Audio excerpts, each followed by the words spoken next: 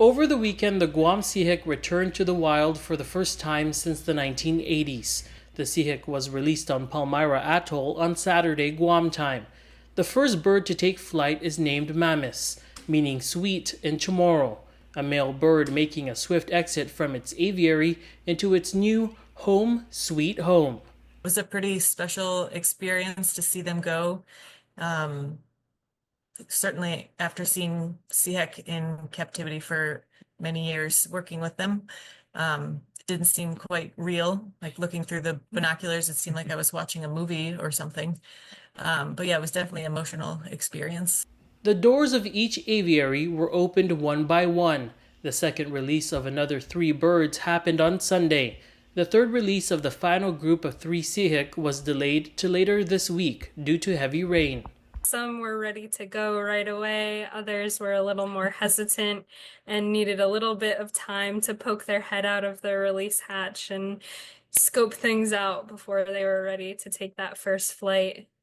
We have already started tracking. That is going well, albeit challenging because they have discovered that the trees are much higher perches than they have been used to. So they're having quite a good time, 40 to 50 feet up in the canopy. They all showed their individual behaviors and kind of how they came out of the aviaries a little bit, and then showed their infamous aggression.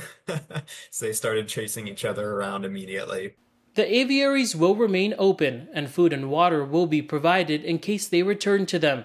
The release was years in the making, starting with efforts on Guam through the decades to save the Sihek. The team will continue to monitor them in the weeks and hopefully years to come before they can hopefully return to the wild on Guam. So now that the birds are released, we are hoping that they will quickly establish territories and hopefully they will pair up, so males and females together in breeding pairs, and they will defend that little area from other pairs. And once they do that, generally they'll stick right in that area, and that will make it a lot easier for us to then go and find them because we'll be following them so closely, we'll be able to really neatly map out those territory lines. Thomas Manglona, KUAM News.